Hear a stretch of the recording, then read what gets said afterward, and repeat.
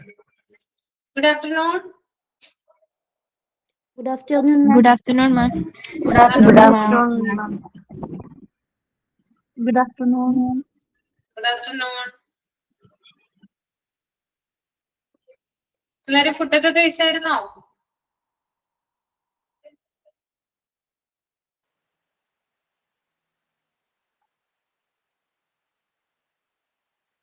Chapter വായിച്ചു നോക്കിയായിരുന്നോ? Health care system in India.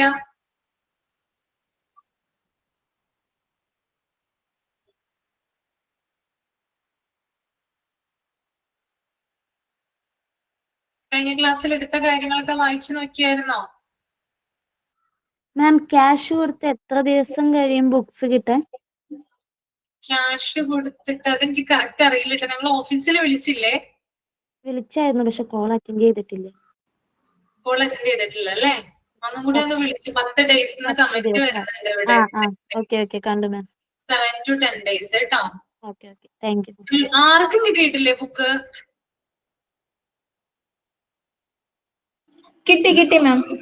കിട്ടി മാം. കുറച്ചു പേർക്ക് കിട്ടിയിട്ടുണ്ട്. വരും ദിവസങ്ങളിൽ എന്തായാലും കിട്ടും കേട്ടോ. ഓക്കെ.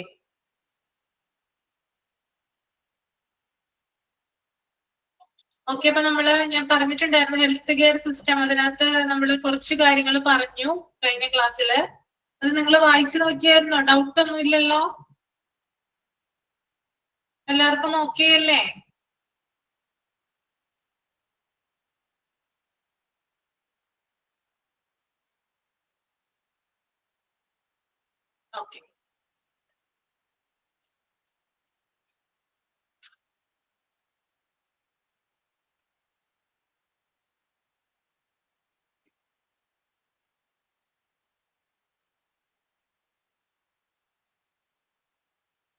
ഓക്കെ. അപ്പൊ നമുക്ക് കണ്ടിന്യൂ ചെയ്യാം.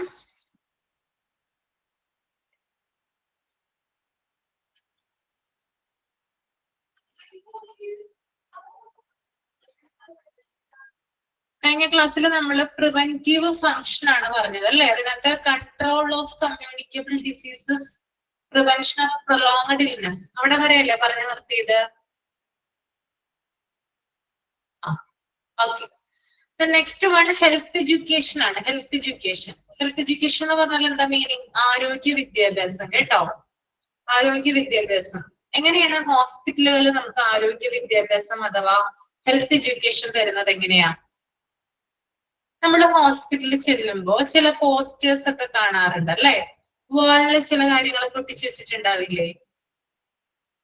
ഭക്ഷണം കഴിക്കുന്നതിന് മുമ്പും ശേഷവും കൈ കഴുകണം, ടോയ്ലറ്റിൽ പോയതിനു ശേഷം കൈ കഴുകണം അല്ലെ, മാസ്ക് ധരിക്കുക അല്ലെ, അങ്ങനെയൊക്കെ പറഞ്ഞ കുറെ അധികം പോസ്റ്റേഴ്സ് നമ്മൾ കണ്ടിട്ടുണ്ടാവും അല്ലെ? നിങ്ങൾ എല്ലാവരും കണ്ടിട്ടില്ലേ? ഇതിനെന്താ പറയുന്നേ? ഹെൽത്ത് എഡ്യൂക്കേഷൻ എന്നാ പറയുന്നേ.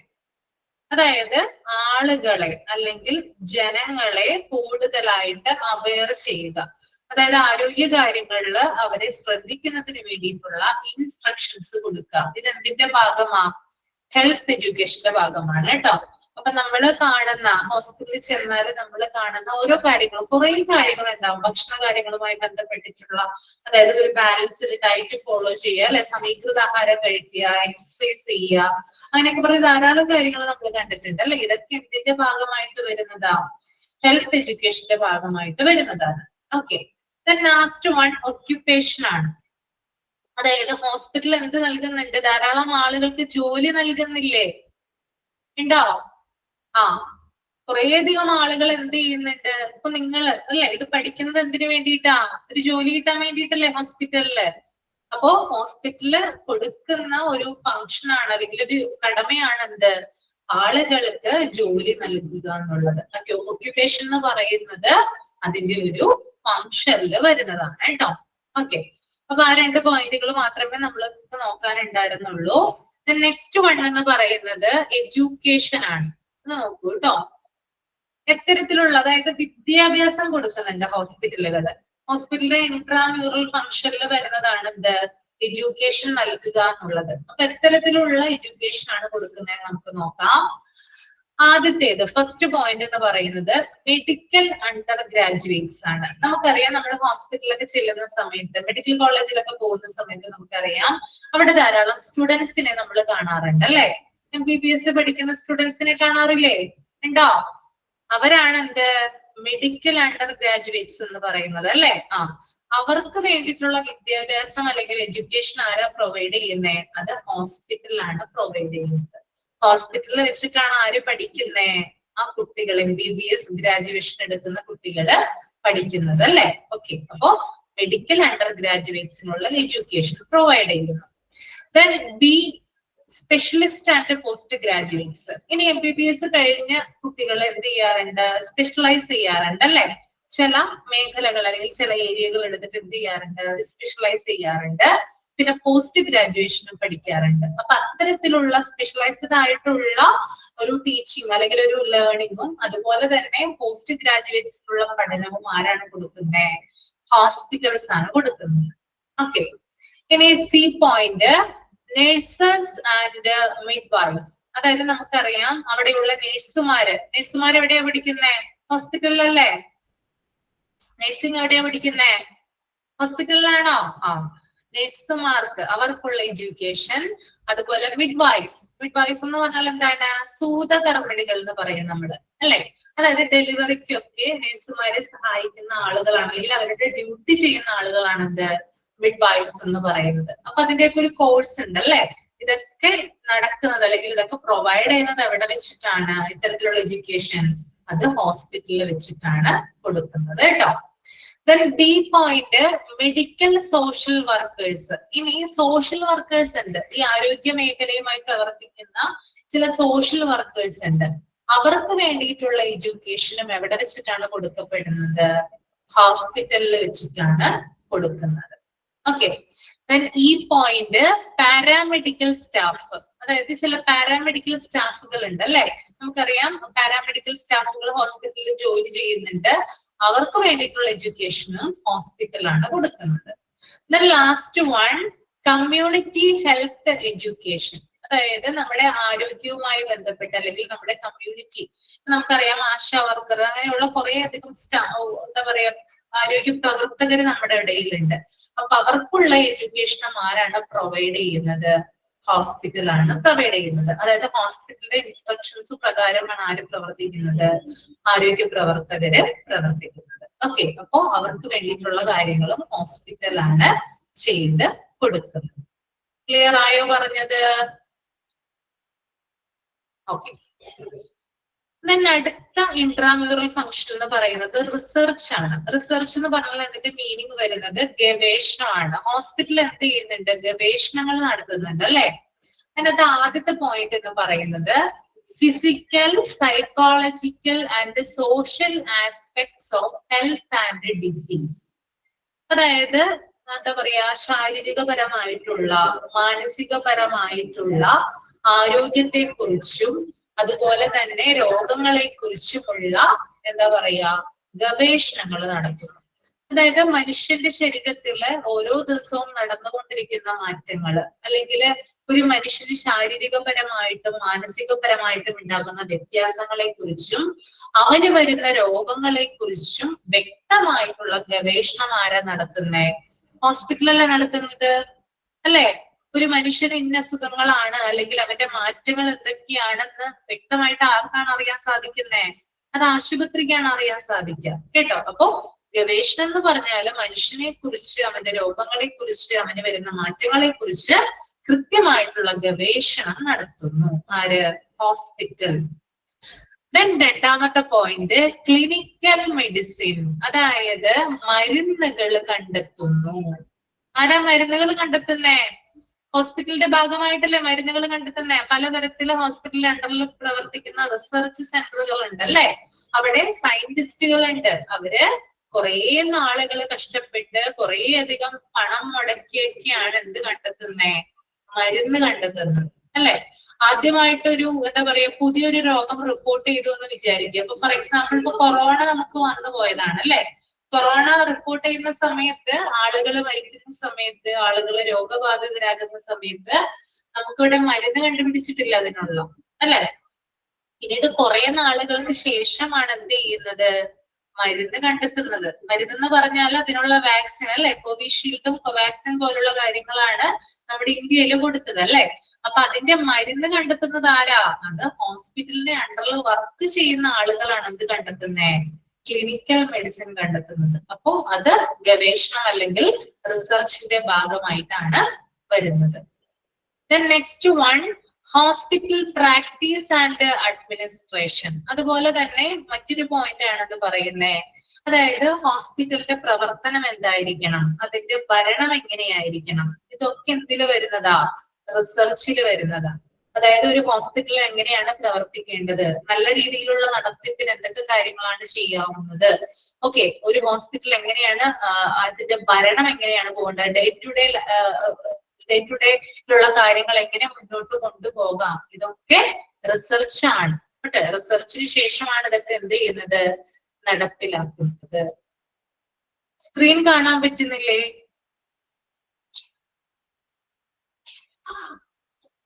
സ്ക്രീൻ കാണാൻ പറ്റുന്നില്ലേ?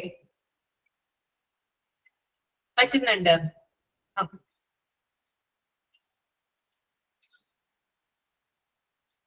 ഇനി അടുത്ത് നമുക്ക് ലാസ്റ്റ് വൺ ആണ്, എക്സ്ട്രാ മ്യൂറൽ ഫംഗ്ഷൻ ആണ് കേട്ടോ. അതായത് ഹോസ്പിറ്റലിന് പുറത്ത് കൊടുക്കുന്ന സേവനങ്ങൾ എന്തൊക്കെയാണ് നമുക്ക് നോക്കാം. ഫസ്റ്റ് വൺ എന്ന് പറയുന്നത് അതായത് ഔട്ട് പേഷ്യന്റ് സർവീസ് ആണ്. ഔട്ട് പേഷ്യന്റ് എന്ന് പറഞ്ഞാൽ ആരാണെന്ന് നമുക്ക് നോക്കാം. അതായത് ഔട്ട് പേഷ്യന്റ് എന്ന് പറയുന്നത് പുറത്തു നിന്ന് വരുന്ന രോഗികളാണ്. അവര് എന്തെങ്കിലും അസുഖവുമായിട്ട് ഹോസ്പിറ്റലിലേക്ക് വരുന്നു, ഡോക്ടറെ കാണുന്നു, കൺസൾട്ട് ചെയ്യുന്നു, മരുന്ന് മേടിക്കുന്നു, തിരിച്ചു പോകുന്നു. ഇവരാരാണ്? ഔട്ട് പേഷ്യന്റ് ആണ്. കാരണം ഈ പേഷ്യന്റ് എന്ത് ചെയ്യുന്നില്ല, ഇൻ പേഷ്യന്റ് അല്ല. അതായത് ഹോസ്പിറ്റലിലെ കിടത്തി ചികിത്സയിലുള്ള ഒരു രോഗിയല്ല ആര്, ഔട്ട് പേഷ്യന്റ് എന്ന് പറയുന്നത്. പുറത്തു നിന്ന് വരുന്നു, മരുന്ന് വാങ്ങിക്കുന്നു, ഡോക്ടറെ കാണുന്നു, തിരിച്ചു പോകുന്നു. ഇത്തരത്തിലുള്ള പേഷ്യന്റ് ആണ് എന്ത്, ഔട്ട് പേഷ്യന്റ് എന്ന് പറയുന്നത്. അപ്പൊ ഇത്തരത്തിലുള്ള ഔട്ട് പേഷ്യന്റ് സർവീസ് എവിടെ കൊടുക്കുന്നുണ്ട്, ഹോസ്പിറ്റലിൽ കൊടുക്കുന്നുണ്ട്. അതായത് പുറത്തുനിന്ന് വരുന്ന രോഗികളെ കൺസൾട്ട് ചെയ്യുകയും അവർക്ക് മരുന്ന് കൊടുക്കുകയും ചികിത്സ നൽകുകയും അവരെ പറഞ്ഞയക്കുകയും ചെയ്യുന്നു. That is out patient service. മനസ്സിലായോ?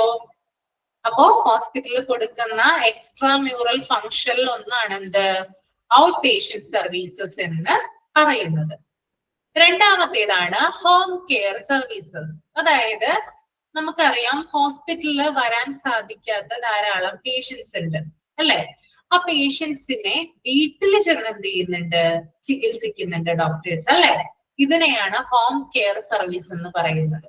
നമ്മൾ ചില സീരിയൽസിലും സിനിമയിലൊക്കെ കാണാറുണ്ട് അല്ലെ. ഡോക്ടർ എന്ത് ചെയ്യുന്നുണ്ട്, വീട്ടിൽ വന്നിട്ട് കൺസൾട്ട് ചെയ്ത് മരുന്ന് കൊടുത്ത് തിരിച്ചു പോകുന്നത് കണ്ടിട്ടില്ലേ? കണ്ടിട്ടുണ്ടോ?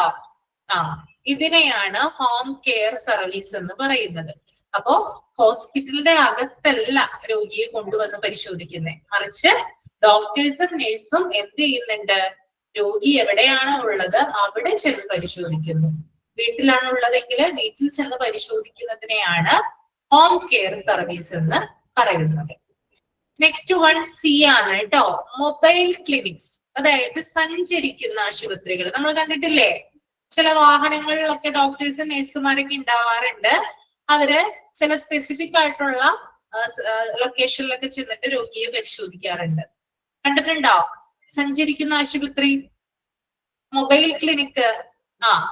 ആ മൊബൈൽ ക്ലിനിക്കിൽ ഡോക്ടർ ഉണ്ടാകും, നഴ്സ് ഉണ്ടാകും, അത്യാവശ്യത്തിന് വേണ്ടിയിട്ടുള്ള ഉപകരണങ്ങൾ ഉണ്ടാകും അല്ലെ, അത്യാവശ്യത്തിനുള്ള മരുന്നുകൾ ഉണ്ടാകും. അപ്പോ എന്ത് ചെയ്യാം, ഓരോ ലൊക്കേഷനിൽ ചെന്നിട്ട് ആവശ്യമുള്ള രോഗികളെ പരിശോധിച്ചിട്ട് പോകാം. ദാറ്റ് ഈസ് മൊബൈൽ ക്ലിനിക്സ് കേട്ടോ. Okay. Next one day care centre. Camp അല്ല, ക്യാമ്പ് വേറെയാണ്. മൊബൈൽ ക്ലിനിക്സ് എന്ന് പറഞ്ഞാല് നമ്മള് വാഹനങ്ങളില് ഓരോ സ്ഥലത്ത് ചെന്നിട്ട് ആളുകളെ പരിശോധിക്കുന്നതാണ് കേട്ടോ. ഡേ കെയർ സെന്റേഴ്സ് എന്ന് പറഞ്ഞാൽ എന്താണ് ഡേ കെയർ സെന്റർ? എന്താണ് ഡേ കെയർ സെന്റർ? ഒന്ന് കമന്റ് ചെയ്യാമോ? ഡേ കെയർ സെന്റർ എന്താ?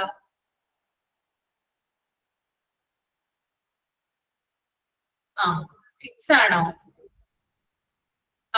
അതായത് ഇപ്പൊ വയോജനങ്ങൾ, അതായത് വൃദ്ധരായിട്ടുള്ള ആളുകളാണെങ്കിലും കുട്ടികളാണെങ്കിലും ഒക്കെ അവരെ ഓരോരോ സ്ഥലങ്ങളിൽ താമസിപ്പിക്കാറുണ്ട് അല്ലെ. അപ്പോ അവരെ അവിടെ ചെന്ന് കൺസൾട്ട് ചെയ്യുന്നതാണ് എന്ത് ഡേ കെയർ സെന്റർ എന്ന് പറയുന്നത്. അതിനകത്ത് പ്രായമായിട്ടുള്ള ആളുകൾ വരാം, അല്ലെങ്കിൽ കുട്ടികൾ വരാം, അനാഥാലയങ്ങൾ വരാം. അവരെയൊക്കെ എന്താണ് ചെയ്യുന്നത്? അവിടെ ചെന്നിട്ട് ഡോക്ടേഴ്സ് എന്ത് ചെയ്യാണ്? കൺസൾട്ട് ചെയ്യുവാണ് ചെയ്യുന്നത് കേട്ടോ. അപ്പൊ ഡേ കെയർ സെന്റേഴ്സിൽ എന്ത് കൊടുക്കാറുണ്ട്? ഇത്തരത്തിലുള്ള നമ്മളെ ചികിത്സകൾ അല്ലെങ്കിൽ കൺസൾട്ടേഷൻ മുതലായിട്ടുള്ള കാര്യങ്ങൾ നൽകാറുണ്ട്. പിന്നെ അതുപോലെ തന്നെ നൈറ്റ് ഹോസ്പിറ്റൽസ്, ചില സ്ഥലങ്ങളിൽ നൈറ്റ് ഹോസ്പിറ്റൽസ് അവൈലബിൾ ആണ് അല്ലെ. അതായത് രാത്രി മാത്രം പ്രവർത്തിക്കുന്ന ആശുപത്രികളാണ് കേട്ടോ. രാത്രി മാത്രമാണ് എന്ത് ചെയ്യുന്നത്? അവിടെ പ്രവർത്തനം നടക്കുക, പകലുണ്ടാവില്ല. അപ്പൊ ചില ജോലികളുമായി ബന്ധപ്പെട്ട് ഇപ്പൊ നൈറ്റ് ഒക്കെ പ്രവർത്തിക്കുന്ന ധാരാളം സ്ഥാപനങ്ങളൊക്കെ ഉണ്ട്. അപ്പൊ അതിനോടനുബന്ധിച്ചിട്ടൊക്കെ എന്ത് ചെയ്യാം? ഈ നൈറ്റ് ഹോസ്പിറ്റൽ പ്രവർത്തിക്കാം. അപ്പൊ ജോലി ചെയ്യുന്നതിന്റെ ഇടയ്ക്ക് എന്തെങ്കിലും എമർജൻസിയോ അങ്ങനെയുള്ള കാര്യങ്ങളൊക്കെ ഉണ്ടാവുകയാണെങ്കിൽ പെട്ടെന്ന് തന്നെ എന്ത് ചെയ്യാം? ഈ തൊട്ടടുത്തുള്ള ഈ നൈറ്റ് ഹോസ്പിറ്റൽ എന്ത് ചെയ്യാം? ഈ രോഗിയെ കൊണ്ടുവരാൻ. ഇത് രാത്രി മാത്രം പ്രവർത്തിക്കുന്നതാണ്. ഓരോ സ്ഥാപനങ്ങളുടെ കൂടെ അറ്റാച്ച് ചെയ്തിട്ടായിരിക്കും എന്ത് ചെയ്യുക? ഇത്തരത്തിലുള്ള നൈറ്റ് ഹോസ്പിറ്റൽസ് പ്രവർത്തിക്കുക. ലാസ്റ്റ് വൺ ആണ് മെഡിക്കൽ കെയർ ക്യാമ്പ്സ്. കണ്ടോ? അതാണ് ഞാൻ പറഞ്ഞത്, ക്യാമ്പ് വരുന്നുണ്ടെന്ന് പറഞ്ഞത്. മെഡിക്കൽ കെയർ ക്യാമ്പ് എന്ന് പറയുന്നത് നമുക്കറിയാം, നമ്മൾ കണ്ടിട്ടുണ്ടല്ലേ. അതായത് സാധാരണ ഗ്രാമപ്രദേശങ്ങളിലൊക്കെ എന്ത് ചെയ്യാറുണ്ട്? ക്യാമ്പുകൾ നടത്താറുണ്ട് അല്ലെ. അതായത് ഓരോ ഹോസ്പിറ്റലിന്റെ നേതൃത്വത്തിലായിരിക്കും എന്ത് കൊടുക്കുക? ക്യാമ്പുകൾ നടത്തുക. അപ്പൊ വലിയ വലിയ ഹോസ്പിറ്റൽസ് ഒക്കെ ആണെങ്കിൽ ക്യാമ്പുകൾ നടത്തുമ്പോൾ അവിടുത്തെ എന്താ പറയാ, ഡോക്ടറിന് ഫീസ് ഉണ്ടാവില്ല. പിന്നെ ഡിസ്കൗണ്ടും മറ്റു കാര്യങ്ങളൊക്കെ കിട്ടും. സ്കാനിനും എക്സ്റേക്കും ബ്ലഡ് ടെസ്റ്റിനും ഒക്കെ ആയിട്ട് ഈ ഹോസ്പിറ്റലിൽ തന്നെ നേതൃത്വത്തില് ഡിസ്കൗണ്ടും മറ്റു കാര്യങ്ങളൊക്കെ അല്ലെങ്കിൽ ഫ്രീ ആയിട്ടൊക്കെ എന്ത് ചെയ്യാറുണ്ട്? ഇങ്ങനെയുള്ള ടെസ്റ്റുകളും കാര്യങ്ങളൊക്കെ കൊടുക്കാറുണ്ട്. അപ്പൊ പാവപ്പെട്ട രോഗികൾക്ക് വേണ്ടിയിട്ട് വലിയ വലിയ ആശുപത്രികളൊക്കെ നടത്തുന്ന ക്യാമ്പുകളാണ് എന്ത്? മെഡിക്കൽ കെയർ ക്യാമ്പ്സ് എന്ന് പറയുന്നത്. അപ്പോ ഇപ്പൊ ഗ്രാമപ്രദേശങ്ങളിലുള്ള ആളുകളൊക്കെ ആണെങ്കിൽ ടൗണിലോട്ട് പോകാനും അതുപോലെ വലിയ ആശുപത്രികളിൽ വിസിറ്റ് ചെയ്യാനുള്ള ബുദ്ധിമുട്ടുകളും കാര്യങ്ങളൊക്കെ ഉണ്ടാകും. അപ്പൊ അവരെന്ത് ചെയ്യും? അവര് ചിലപ്പോ അവരുടേതായിട്ടുള്ള പൊടിക്കൈകൾ അല്ലെങ്കിൽ ആയുർവേദം പോലുള്ള അങ്ങനെ അവരുടേതായിട്ടുള്ള മുതിർന്ന ആളുകളൊക്കെ ആണെങ്കിൽ അവരുടേതായിട്ടുള്ള പൊടിക്കൈകളും കാര്യങ്ങളൊക്കെ ഉപയോഗിച്ചിട്ടായിരിക്കും മരുന്നുകളൊക്കെ ഉണ്ടാക്കുക അല്ലെ. അപ്പൊ പെട്ടെന്നൊരു ക്യാമ്പ് വന്നു എന്ന് കേൾക്കുമ്പോൾ അവിടെയുള്ള എല്ലാ ഗ്രാമത്തിലുള്ള എല്ലാ ആളുകളും എന്ത് ചെയ്യും? ആ ക്യാമ്പിലോട്ട് ചെല്ലും. പ്രത്യേകിച്ച് ഫ്രീ ആണെന്ന് കേൾക്കുമ്പോൾ എന്ത് ചെയ്യും? എല്ലാവരും പോകാനായിട്ട് റെഡി ആകാറുണ്ട് അല്ലെ. അപ്പൊ ഇങ്ങനെയുള്ള ക്യാമ്പുകളിലൊക്കെ പങ്കെടുക്കുന്ന സമയത്താണ് കണ്ണിന് എന്തെങ്കിലും അസുഖങ്ങളൊക്കെ ഉണ്ടെങ്കിൽ അല്ലെങ്കിൽ ഹാർട്ടുമായി ബന്ധപ്പെട്ട് അല്ലെങ്കിൽ നമ്മുടെ ഏതെങ്കിലും ഒരു ഭാഗവുമായി ബന്ധപ്പെട്ട എന്തെങ്കിലും അസുഖങ്ങളൊക്കെ ഉണ്ടെങ്കിൽ അത് ഡയഗ്നോസ് ചെയ്യുകയും അതുമായി ബന്ധപ്പെട്ട ഫർദർ ടെസ്റ്റുകളൊക്കെ എഴുതി കൊടുക്കുകയൊക്കെ ചെയ്യുന്നത്. അപ്പൊ ക്യാമ്പുകൾക്ക് അതിൻ്റെതായിട്ടുള്ള ബെനിഫിറ്റ്സുകൾ നമുക്ക് കാണാനായിട്ട് സാധിക്കും. അപ്പോ മെഡിക്കൽ കെയർ ക്യാമ്പ് എന്ന് പറയുന്നത് എക്സ്ട്രാ മ്യൂറൽ ഫംഗ്ഷനിൽ വരുന്ന ഒരു കാര്യമാണ്. ഓക്കെ, ക്ലിയർ ആണോ? ഇത്രയും കാര്യങ്ങൾ പറഞ്ഞത് ഓക്കെ ആണ്? ഡൗട്ടൊന്നും ഇല്ലല്ലോ? ഓക്കെ, അപ്പൊ ഇതാണ് തേർഡ് ചാപ്റ്റർ കേട്ടോ. നമ്മുടെ തേർഡ് ചാപ്റ്റർ കംപ്ലീറ്റ് ആയി. ഇനി നമുക്ക് ഫോർത്ത് ചാപ്റ്ററിലോട്ട് പോകാം. റെഡിയല്ലേ എല്ലാവരും? ഓക്കെയാണ്. അപ്പൊ നിങ്ങൾ ഒരു കാര്യം ചെയ്യുക, ടെക്സ്റ്റ് ഇല്ലാത്തതുകൊണ്ടാണ് പറയുന്നത്. ചിലർക്ക് ടെക്സ്റ്റ് കിട്ടിയിട്ടില്ലല്ലോ. ഈ PDF കാണാൻ പറ്റുന്നുണ്ടോ? വലുതായിട്ട് തന്നെ കാണാൻ പറ്റുന്നുണ്ടോ?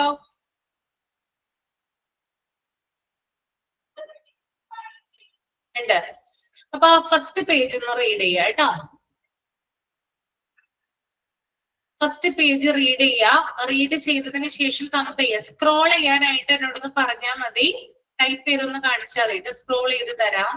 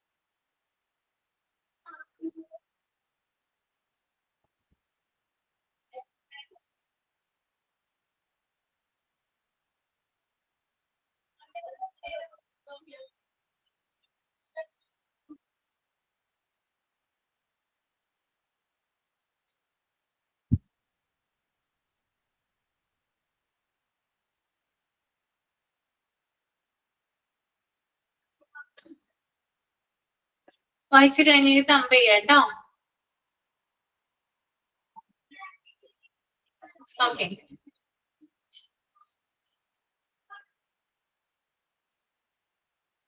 അപ്പൊ നോക്കിയേ, ചാപ്റ്റർ 4 ആണ് ക്ലാസിഫിക്കേഷൻ ഓഫ് ഹോസ്പിറ്റൽസ്.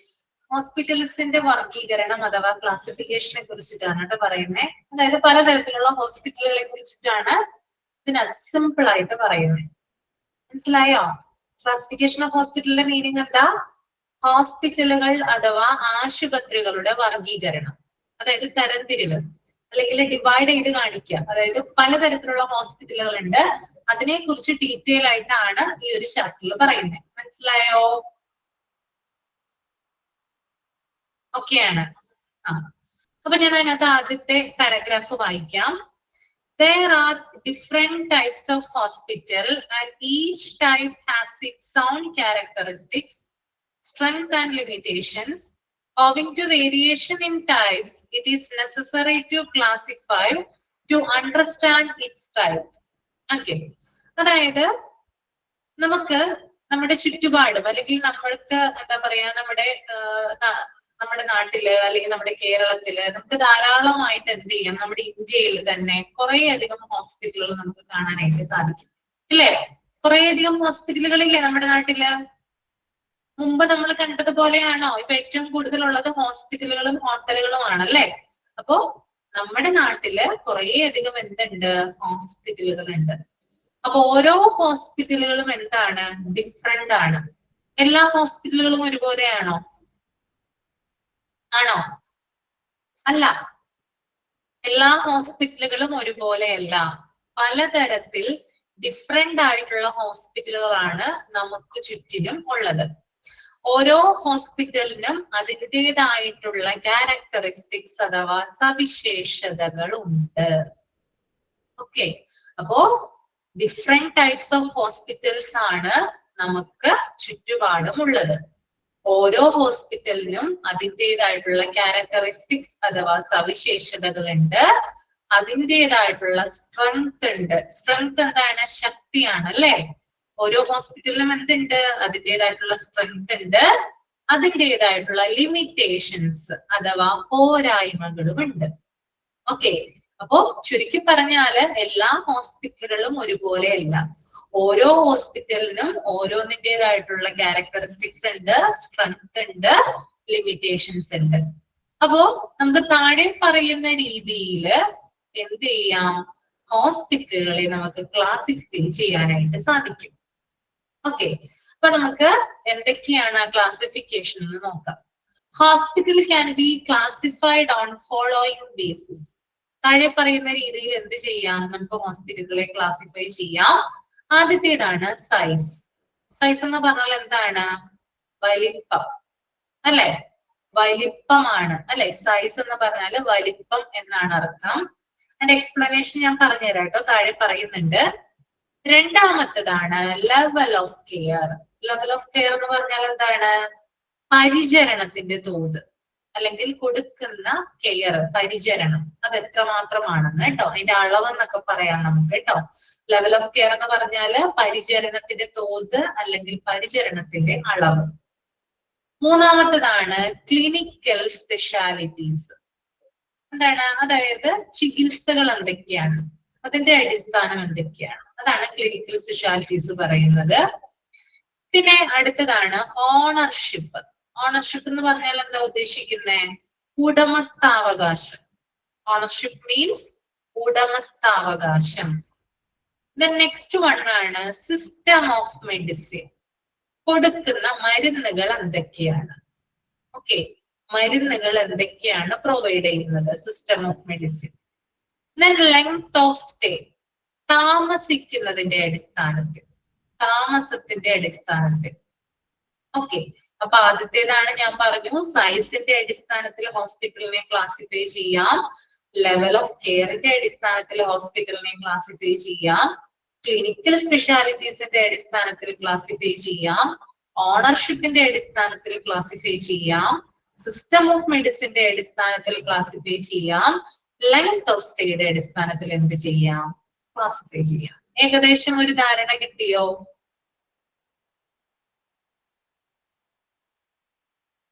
നമുക്ക് ഇതിന്റെ ഡീറ്റെയിൽഡ് എക്സ്പ്ലനേഷനിലോട്ട് പോകാം. സൈസ്. സൈസിന്റെ മീനിങ് എന്താ ഞാൻ പറഞ്ഞേ? സൈസിന്റെ മീനിങ് എന്താ? വലിപ്പം അല്ലേ? സൈസ് എന്ന് പറഞ്ഞാൽ എന്താണ്? വലിപ്പം അല്ലേ? Okay. Size of a hospital underline ചെയ്യണോ എന്ന് ചോദിച്ചാൽ വേണ്ട, നമ്മുടെ ടെക്സ്റ്റിൽ ഉണ്ടല്ലോ, ഞാൻ വന്നിട്ടില്ല, എക്സ്പ്ലെയിൻ ചെയ്തിട്ടില്ലല്ലോ. ഞാൻ പറഞ്ഞുതരാം എന്തൊക്കെയാണ് അണ്ടർലൈൻ ചെയ്യേണ്ടതെന്ന് കേട്ടോ. ആദ്യത്തേത് സൈസ് ആണ്. സൈസിനെ കുറിച്ചിട്ടാണ് ഞാൻ പറയാൻ പോകുന്നത്. Size of a hospital is generally measured by the number of inpatient beds it offers. On the basis of size, a hospital can be classified as small hospital, mid-sized hospital, or a large hospital. Okay. അതായത് ഹോസ്പിറ്റലിന്റെ സൈസിന്റെ അടിസ്ഥാനം എന്ന് പറയുന്നത്, ഒരു ഹോസ്പിറ്റലിന്റെ size നമ്മൾ എങ്ങനെയാണ് measure ചെയ്യുന്നത്? അവിടെയുള്ള ഇൻപേഷ്യന്റ് ബെഡ്സിന്റെ അടിസ്ഥാനത്തിലാണ് ആ ഹോസ്പിറ്റലിന്റെ സൈസ് നമ്മൾ ഡിറ്റർമൈൻ ചെയ്യുന്നത്. അതായത് ഒരു ഹോസ്പിറ്റലിൽ എത്ര കിടക്കകൾ ഉണ്ടോ ആ കിടക്കകളുടെ അടിസ്ഥാനത്തിൽ നമുക്ക് എന്ത് ചെയ്യാം? ആ ഹോസ്പിറ്റലിന്റെ വലിപ്പം നമുക്ക് ഡിറ്റർമൈൻ ചെയ്യാനായിട്ട് സാധിക്കും. ഓക്കെ, ഇൻപേഷ്യന്റ് ബെഡ്സ് എന്ന് പറഞ്ഞാൽ എന്താണ്? അവിടെ ഉള്ള, അതായത് ആ ഹോസ്പിറ്റലിലുള്ള എത്ര രോഗികൾക്ക് കിടക്കാം, എത്ര രോഗികളുടെ കിടക്കകളാണ് അവിടെ ഉള്ളത് എന്നതിന്റെ അടിസ്ഥാനത്തിലാണ് എന്ത് ചെയ്യുന്നത്? ഒരു ഹോസ്പിറ്റലിന്റെ സൈസ് നമ്മൾ നിർണ്ണയിക്കുന്നത്.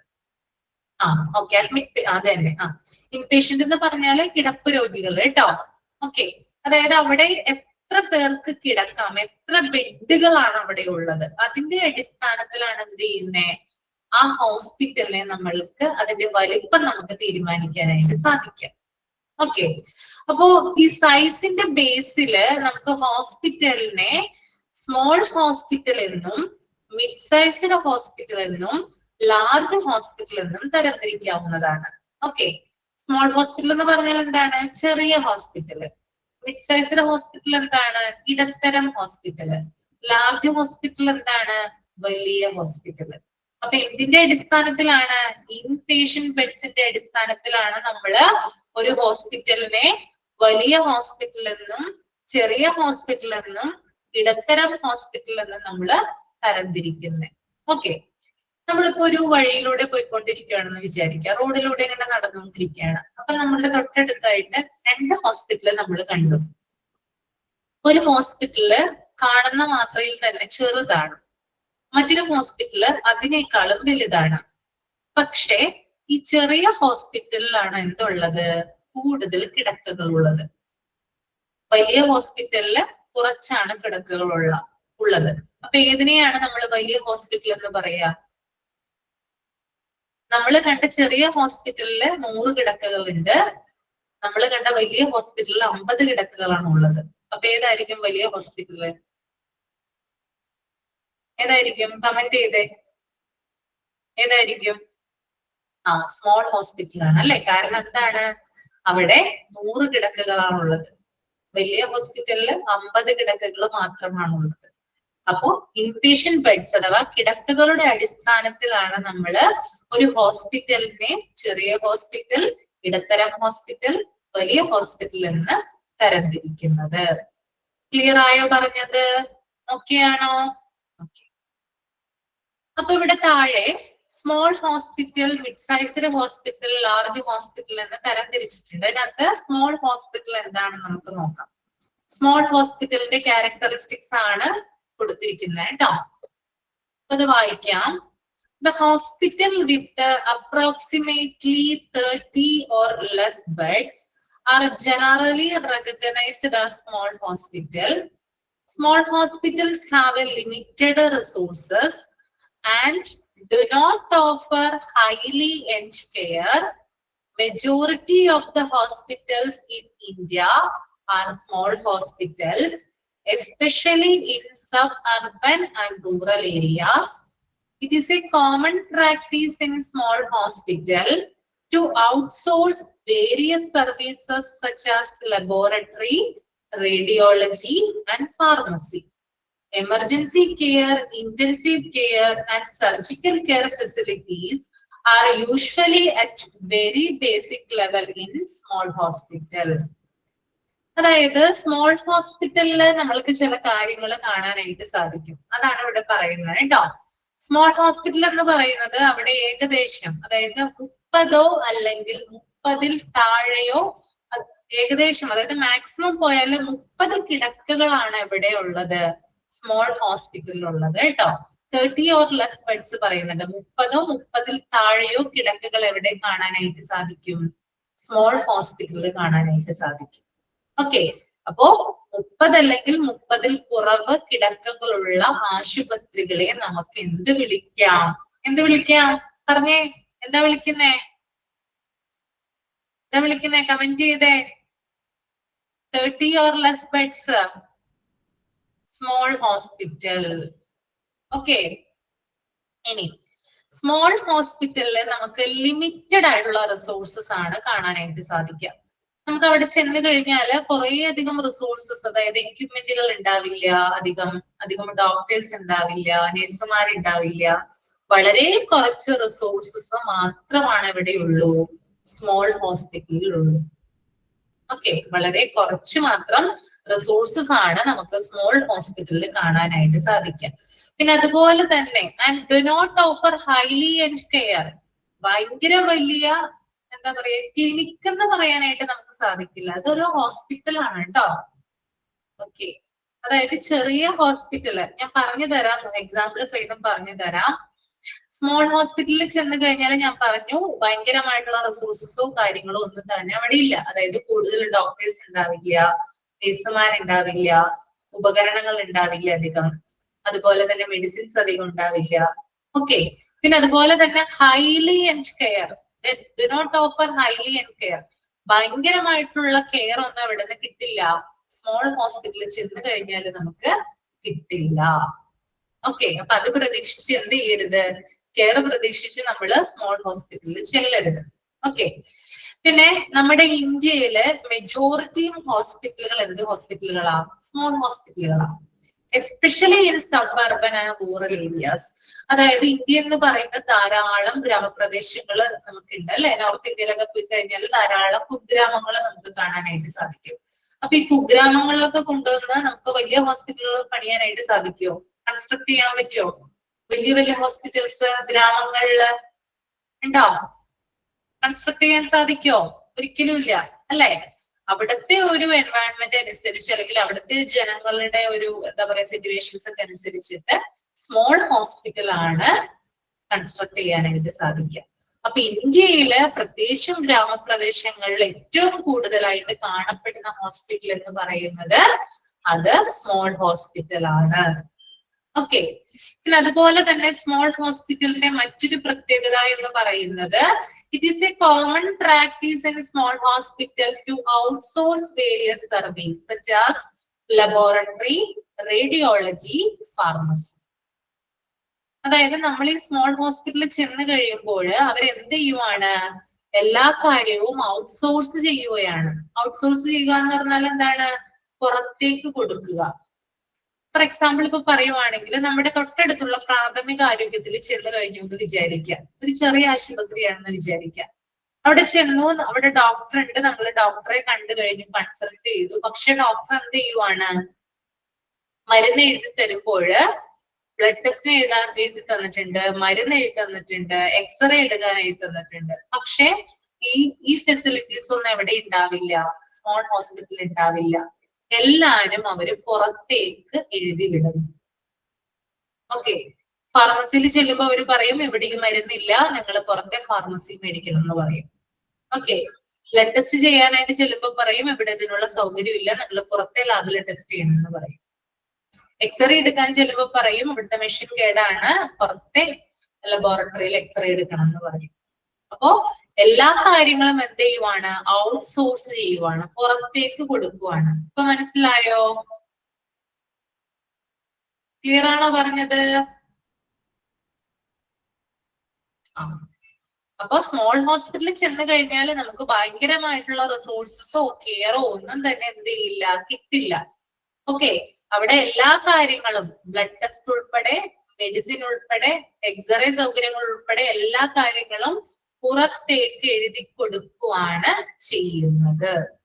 ഓക്കെ, പിന്നെ എമർജൻസി കെയർ ആയാലും, ഇന്റൻസീവ് കെയർ ആയാലും, സർജിക്കൽ കെയർ ആയാലും ബേസിക് ലെവലിലുള്ള ഫെസിലിറ്റീസ് മാത്രമാണ് തരിക. ഞാൻ മുമ്പത്തെ ഒരു ക്ലാസ്സിൽ പറഞ്ഞിട്ടുണ്ടായിരുന്നു, നമ്മളിപ്പോ ഒരു പട്ടി കടിച്ചു എന്ന് വിചാരിക്കുക, അവിടെ തൊട്ടടുത്തുള്ള പ്രാഥമിക ആരോഗ്യ കേന്ദ്രത്തിലാണ് നമ്മൾ ചെല്ലുന്നത്. അപ്പൊ പട്ടി കടിച്ച് ആ ഭാഗത്ത് നല്ല രീതിയിൽ മുറിവുണ്ട്, ബ്ലഡ് പോയിക്കൊണ്ടിരിക്കുകയാണെന്ന് വിചാരിക്കുക. അപ്പൊ കേവലം അവര് ജസ്റ്റ് അതൊന്ന് ക്ലീൻ ചെയ്ത് ബാൻഡേജ് ചെയ്ത് വേണം തരുന്നത്. വാക്സിനേഷനും കാര്യങ്ങളും മരുന്നും ഒന്നും തന്നെ എന്ത് ചെയ്യുന്നില്ല, നമുക്ക് അവിടെ നിന്ന് കിട്ടുന്നില്ല. അത് സ്മോൾ ഹോസ്പിറ്റൽ എക്സാമ്പിൾ ആയിട്ട് നമുക്ക് പറയാവുന്നതാണ്. ഓക്കെ, അപ്പോ എമർജൻസി കെയർ ആയാലും, ഇന്റൻസീവ് കെയർ ആയാലും, സർജിക്കൽ കെയർ ആയാലും വെരി ബേസിക് ലെവലിലുള്ള കെയർ മാത്രമാണ് ഇവിടെ നിന്ന് നമുക്ക് കിട്ടുക, സ്മോൾ ഹോസ്പിറ്റലിൽ നിന്ന് നമുക്ക് കിട്ടുക. ഓക്കെ, ക്ലിയർ ആണോ പറഞ്ഞത്? അണ്ടർലൈൻ ചെയ്തോളൂ കേട്ടോ ഞാൻ പറയുന്ന കാര്യങ്ങള്. The hospital with approximately 30 or less beds. 30 or less beds. Limited resources underline ചെയ്യുക. Limited resources.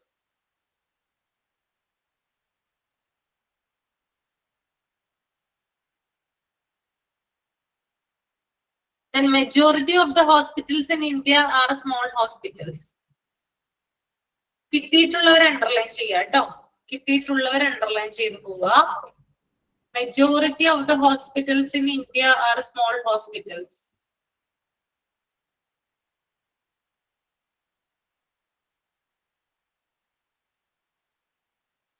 Then അടുത്തത് outsource various services such as laboratory, radiology and pharmacy. Outsource various services such as laboratory, radiology and pharmacy. Okay.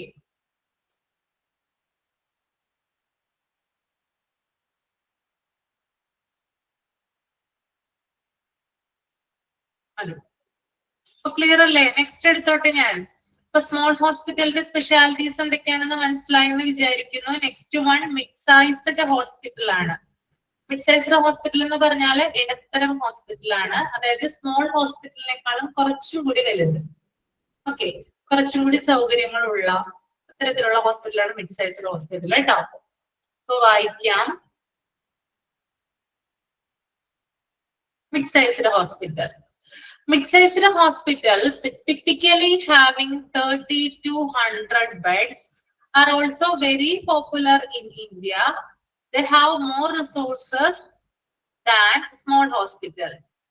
നിങ്ങളുടെ ടെക്സ്റ്റിൽ ധാരണായിരിക്കും, ഇവിടെ തന്നെ കൊടുത്തിരിക്കുന്നത്. അത്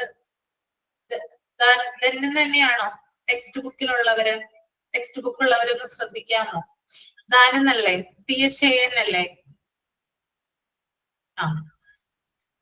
They have more resources than small hospitals and are better equipped to provide complex services.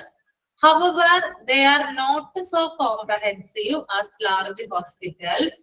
They generally offer a reasonable level of emergency and intensive care, and will have most of the clinical support service such as diagnostic as in-house service. Non-clinical services such as food service, laundry, housekeeping, etc. are usually outsourced in a mid-sized hospital. Okay, അപ്പൊ mid sized ഹോസ്പിറ്റലിൽ നമുക്ക് കാണാനായിട്ട് സാധിക്കുന്നത് typically having 30 to 100 beds, 30 തുടങ്ങി 100 വരെയുള്ള കിടക്കകൾ എവിടെ കാണാനായിട്ട് സാധിക്കും? മിഡ് സൈസ്ഡ് ഹോസ്പിറ്റലിൽ കാണാനായിട്ട് സാധിക്കും അല്ലെ. സ്മോൾ ഹോസ്പിറ്റൽ എത്രയായിരുന്നു? 30 or less അല്ലേ.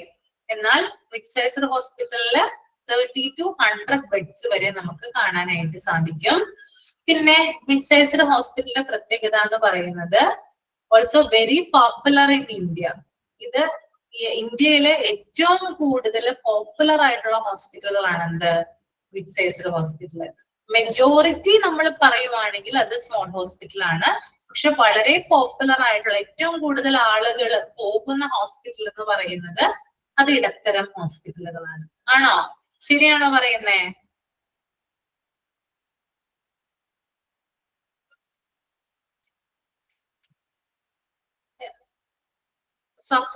സഫൂദയാണോ? ഇതിന്റെ പേരെന്തായിരുന്നു? സഫൂറ പറയുന്നത് എനിക്ക് മനസ്സിലാവുന്നില്ല. മാമിന്റെ നോട്ട്ബുക്ക് വേണ്ടേ? അതുപോലെ നോട്ട്ബുക്ക് എന്ന് പറയാൻ നിങ്ങൾക്ക് ഒരു നോട്ട്ബുക്ക് മതി. ജസ്റ്റ് കാര്യങ്ങൾ പറയുന്നത്, എന്തെങ്കിലും കാര്യങ്ങൾ പറയുന്നത് നോട്ട് ചെയ്ത് പോവാൻ വേണ്ടി മാത്രമാണ് കേട്ടോ. അല്ലാതെ നമ്മൾ ടെക്സ്റ്റ് ആണ് പഠിക്കുന്നത്. ഓക്കെ,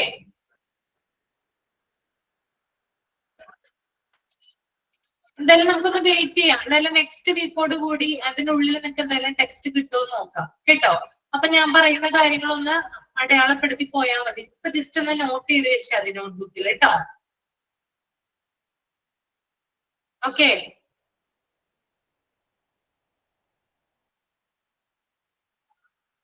ആ അപ്പോ ഏറ്റവും കൂടുതൽ ആളുകൾ പോകുന്ന ഹോസ്പിറ്റൽ എന്ന് പറയുന്നത് അത് മിഡ് സൈസ്ഡ് ഹോസ്പിറ്റലാണ്. ഇടത്തരം ഹോസ്പിറ്റലുകളാണ് ഏറ്റവും കൂടുതൽ ആളുകൾ പോകുന്നത്. അതുകൊണ്ട് തന്നെ അത് പോപ്പുലർ ആണ് ഇന്ത്യയില്. പിന്നെ അതുപോലെ തന്നെ സ്മോൾ ഹോസ്പിറ്റലിനേക്കാളും കുറച്ചും കൂടി റിസോഴ്സസ് നമുക്ക് എവിടെ കാണാനായിട്ട് സാധിക്കും? മിഡ് സൈസ്ഡ് ഹോസ്പിറ്റലിൽ കാണാനായിട്ട് സാധിക്കും കേട്ടോ. സ്മോൾ ഹോസ്പിറ്റലിനേക്കാളും കുറച്ചും കൂടി റിസോഴ്സസ് മിഡ് സൈസ്ഡ് ഹോസ്പിറ്റലിൽ കാണാം. പിന്നെ കുറച്ചും കൂടി എന്താ പറയാ ബെറ്റർ ആയിട്ടുള്ള എക്യുപ്മെന്റുകൾ എവിടെ കാണാം? മിഡ് സൈസ്ഡ് ഹോസ്പിറ്റലിൽ കാണാം. ഓക്കെ, ഉപകരണങ്ങൾ ഉണ്ടാകും. അതുപോലെ തന്നെ കോംപ്ലക്സ് ആയിട്ടുള്ള സർവീസുകൾ, അതായത് സങ്കീർണമായിട്ടുള്ള കേസുകളൊക്കെ എവിടെ അറ്റൻഡ് ചെയ്യും? മിഡ് സൈസ്ഡ് ഹോസ്പിറ്റലിൽ കൊണ്ടുവന്നു കഴിഞ്ഞാൽ അറ്റൻഡ് ചെയ്യുന്നതായിരിക്കും. ഓക്കെ, പിന്നെ അതുപോലെ തന്നെ ഇവിടെ പറയുന്നുണ്ട് കോംപ്ലക്സ് സർവീസുകളൊക്കെ അറ്റൻഡ് ചെയ്യും. അതായത് വളരെയധികം കുറച്ചും കൂടി സങ്കീർണമായിട്ടുള്ള കേസുകളൊക്കെ വരുമ്പോൾ അവരെ പരിശോധിക്കും. പക്ഷേ അത് ലാർജ് ഹോസ്പിറ്റലിന്റെ അത്ര നല്ല രീതിയിലായിരിക്കില്ല. വലിയ വലിയ ഹോസ്പിറ്റലിലൊക്കെ കൊടുക്കുന്ന കെയർ ഇല്ലേ, അത്രയും കെയർ എവിടെ കിട്ടില്ല? മിഡ് സൈസ്ഡ് ഹോസ്പിറ്റലിൽ നമുക്ക് കിട്ടില്ല. ഓക്കെ, പിന്നെ അതുപോലെ തന്നെ reasonable level of emergency and intensive care നമുക്ക് എവിടെ നിന്ന് കിട്ടും? മിഡ് സൈസ്ഡ് ഹോസ്പിറ്റലിൽ പോയാൽ കിട്ടും. അതായത് നമ്മൾക്ക് എന്തെങ്കിലും രോഗങ്ങൾ ഉണ്ടെങ്കിൽ പെട്ടെന്ന് തന്നെ അത് ഡയഗ്നോസ് ചെയ്യുകയും പെട്ടെന്ന് തന്നെ അതിന്റെ ചികിത്സ നടത്തുകയും ചെയ്യുന്നുണ്ട് അവിടെ മിഡ് സൈസ്ഡ് ഹോസ്പിറ്റലിൽ കേട്ടോ. അപ്പൊ റീസണബിൾ ലെവലിലുള്ള ഒരു എമർജൻസി ആൻഡ് ഇന്റൻസീവ് കെയർ നമുക്ക് മിഡ് സൈസ്ഡ് ഹോസ്പിറ്റലിൽ നിന്ന് ലഭിക്കുന്നതാണ്. പിന്നെ അതുപോലെ തന്നെ ക്ലിനിക്കൽ സപ്പോർട്ട്, അതായത് രോഗനിർണയം ഉൾപ്പെടെയുള്ള പരിശോധനകളും മറ്റും മിഡ് സൈസ്ഡ് ഹോസ്പിറ്റലിൽ തന്നെയാണ് കൊടുക്കുന്നത്. അതായത് നേരത്തെ നമ്മൾ പറഞ്ഞിട്ടുണ്ടായിരുന്നു ബ്ലഡ് ടെസ്റ്റ് അല്ലെങ്കിൽ മെഡിസിൻ, എക്സ്റേ സൗകര്യങ്ങൾ ഇതൊന്നും സ്മോൾ ഹോസ്പിറ്റലിൽ ഇല്ലാന്ന് അല്ലെ. പക്ഷെ മിഡ് സൈസ്ഡ് ഹോസ്പിറ്റലിൽ അത്തരത്തിലുള്ള സൗകര്യങ്ങളുണ്ട്.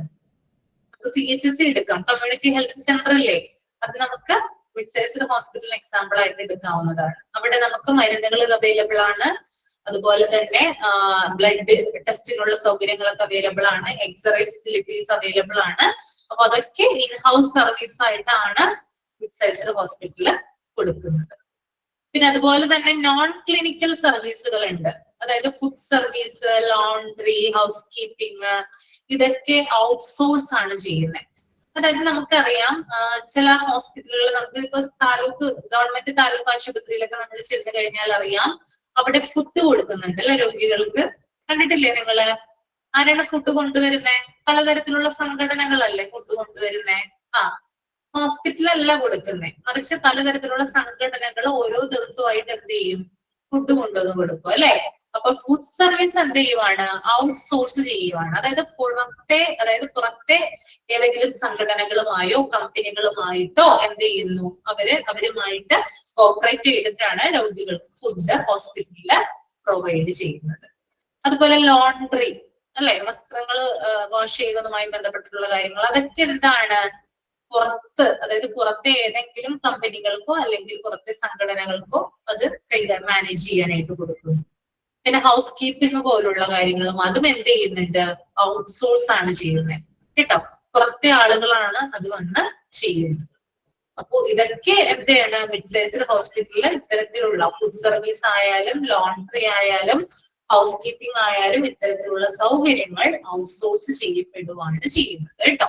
ഓക്കെ, അപ്പൊ ഒന്ന് അണ്ടർലൈൻ ചെയ്തോളൂ. മിഡ് സൈസ്ഡ് ഹോസ്പിറ്റൽസില് ടിപ്പിക്കലി ഹാവിംഗ് 30 to 100 ബെഡ്സ്. അതൊന്ന് അണ്ടർലൈൻ ചെയ്യുക. Typically having 30 to 100 beds.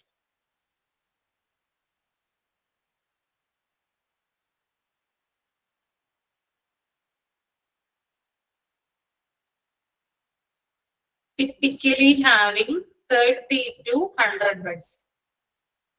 പിന്നെ അതുപോലെ തന്നെ വെരി പോപ്പുലർ ഇൻ ഇന്ത്യ, അതും കൂടി ഒന്ന് അണ്ടർലൈൻ ചെയ്യുക. Very popular in India.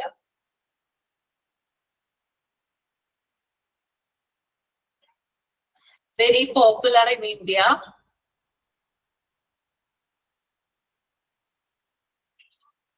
പിന്നെ അതുപോലെ തന്നെ they generally offer reasonable level of emergency and intensive care.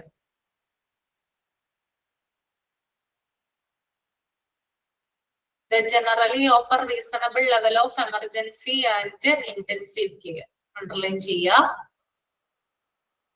പിന്നെ ലാസ്റ്റത്തെ സെന്റൻസ് ഉണ്ടല്ലോ, non clinical services such as food service, laundry, house keeping are usually outsourced in a mid-sized hospital. Non-clinical services such as food service, laundry, housekeeping, etc. are usually outsourced in a mid-sized hospital. Okay.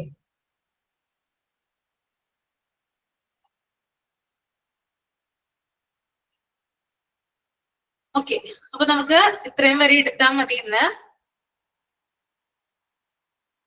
അപ്പൊ mic on ചെയ്യാം. എന്തെങ്കിലും doubt ഉണ്ടെങ്കിൽ ചോദിക്കാം കേട്ടോ.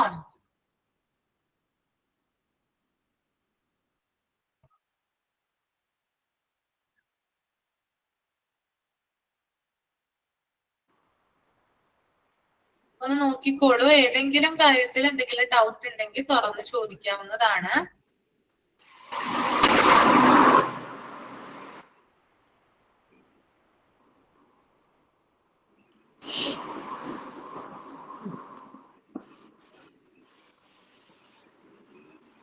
ഇന്ന് എടുത്ത കാര്യങ്ങള് ഇന്ന് തന്നെ വായിച്ചു പോവാട്ടോ. പെൻഡിങ് വെക്കരുത്. പെൻഡിങ് വെച്ച് കഴിഞ്ഞാല് നിങ്ങൾക്ക് എക്സാം സമയത്ത് ഡിഫിക്കൽറ്റി നേരിടുന്നതാണ് കേട്ടോ. എല്ലാരും കൂടി വാരി വലിച്ചു പഠിച്ച് ഒന്നുമില്ലാതെ ആകുന്ന അവസ്ഥ വരും. ഓക്കെ, അപ്പോ ഇന്ന് എടുക്കുന്ന കാര്യങ്ങൾ എന്ത് ചെയ്യാ? ഇന്ന് തന്നെ വായിച്ചു പോവുക. നോക്കിക്കോളൂ കേട്ടോ. ഞാനൊന്ന് സ്ക്രോൾ ചെയ്ത് കാണിക്കാം. എന്തെങ്കിലും ഡൗട്ട് ഉണ്ടെങ്കിൽ ചോദിച്ചോളൂ. നമ്മുടെ തേർഡ് ചാപ്റ്ററിൽ എന്തെങ്കിലും ഡൗട്ട് ഉണ്ടെങ്കിൽ ചോദിക്കാം.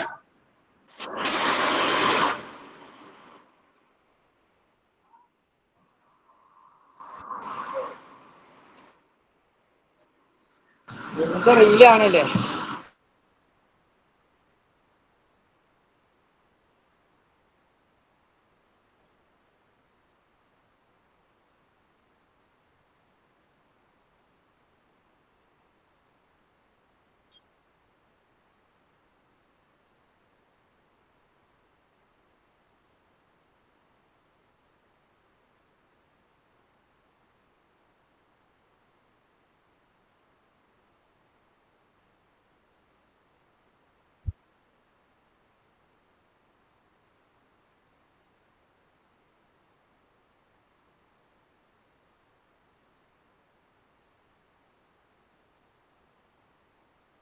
എന്നിട്ട് ഇത് കുഴപ്പമില്ലല്ലോ, മനസ്സിലായില്ല എല്ലാവർക്കും? ഓക്കെ ആണ്. അപ്പൊ വായിക്കാൻ മറക്കരുത് കേട്ടോ.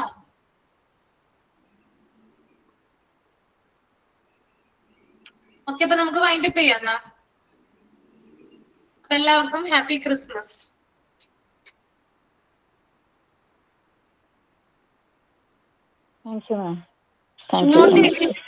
നോട്ട് എഴുതിയെടുക്കണ്ട, ടെക്സ്റ്റ് കിട്ടുമ്പോ അതൊന്ന് ജസ്റ്റ് നോക്കിയാൽ മതി കേട്ടോ. പഠിപ്പിച്ച ഭാഗങ്ങളൊന്ന് നോക്കി അണ്ടർലൈൻ ചെയ്ത് പോയാൽ മതി കേട്ടോ. Okay,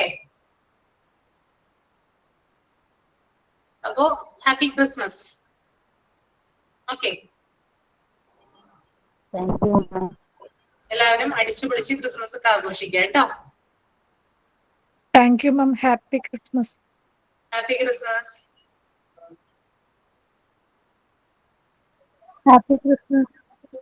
happy Christmas. Happy Christmas. Happy Christmas. Okay, അപ്പൊ വൈൻഡപ്പ് ചെയ്തോട്ടെ എന്നാ. Okay okay, thank you so much. Next ക്ലാസ്സിൽ കാണാം കേട്ടോ. നെക്സ്റ്റ് മൺഡേ കാണാം. Okay Okay, bye bye ma'am. Thank you very much. Okay, ma'am. Okay, thank you.